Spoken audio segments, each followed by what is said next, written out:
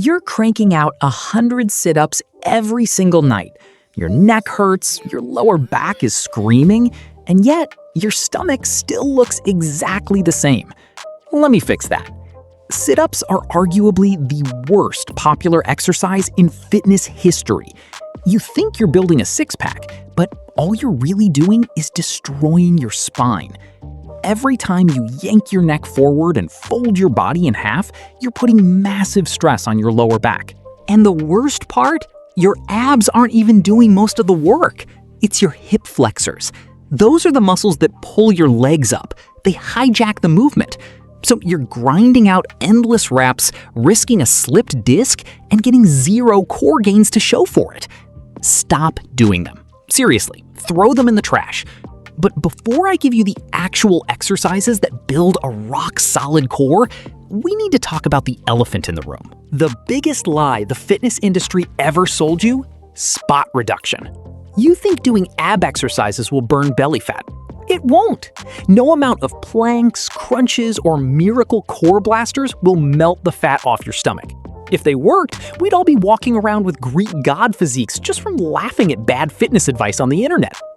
Your body burns fat systemically. That means it burns fat from everywhere, all at once. And thanks to your genetics, your belly is usually the last place it comes off.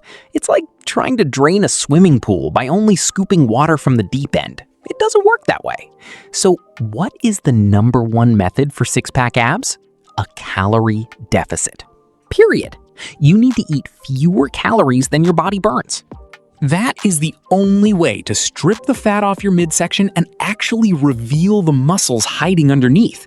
You can have the strongest, thickest abs in the world, but if they're covered by a thick layer of winter hibernation fuel, no one is ever going to see them. Abs are revealed in the kitchen. If your body fat is sitting around 20%, your workout isn't the issue. Your fridge is. You need to drop your overall body fat percentage, tracking every calorie, counting every bite, weighing every crumb. Absolute nightmare. Most people give up right there, but you have to know your maintenance calories. Eat more, you gain weight. Eat less, you lose weight. It is basic math. If you're guessing, you're failing. You don't need to starve yourself. Just create a slight deficit, keep your protein high to preserve muscle, and let time do the heavy lifting. But here is where it gets interesting, and where most people get it completely wrong.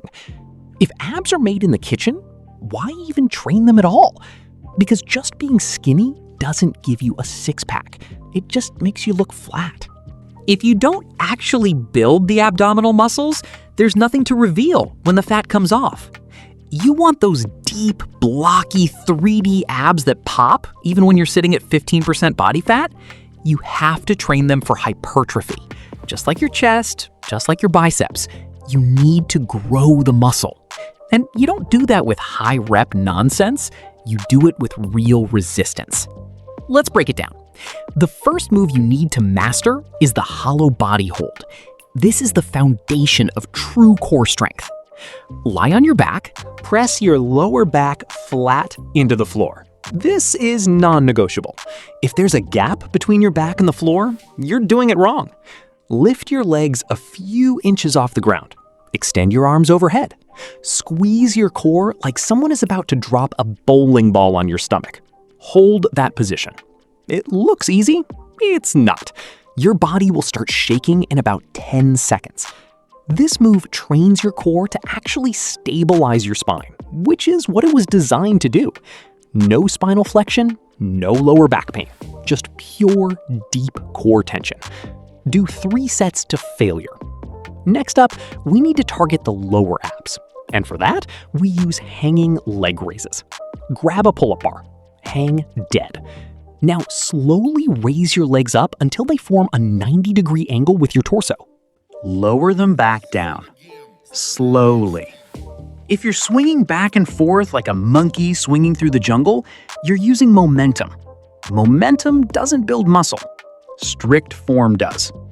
If straight legs are too hard right now, bend your knees and do knee raises.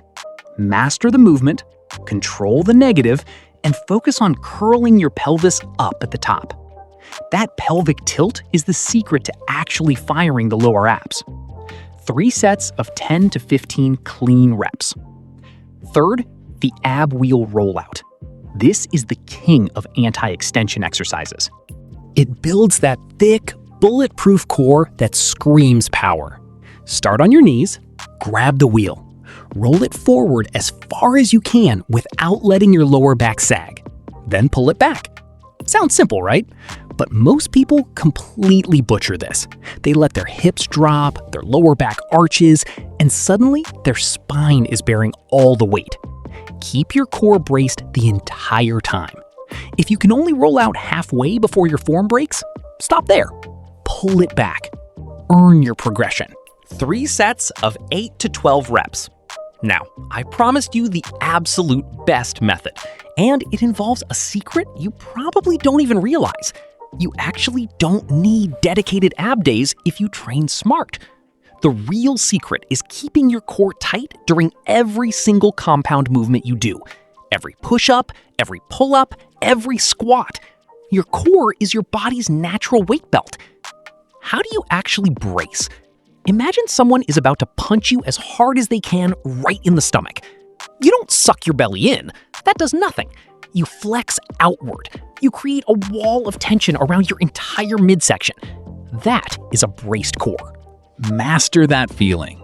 Apply it to every single exercise you do. That is how you build dense, functional muscle. When you brace it properly, you're getting a free ab workout with every exercise. Take the pull-up. When you hang from the bar and pull your body up, your core has to fire completely to keep you from swinging. A strict pull-up is an insane core exercise disguised as a back workout. Same with push-ups. A proper push-up is essentially a moving plank. If your hips are sagging, your core is weak. Brace it. Squeeze it. Boom! Progress. I can already hear the excuses rolling in. I have bad genetics. My abs are asymmetrical. Listen, you can't change your muscle insertions. If your abs are staggered, they're staggered. That's your DNA. But a staggered six-pack looks a million times better than a keg. Stop blaming your genetics for your lack of discipline. Building a sharp midsection takes time. It takes patience.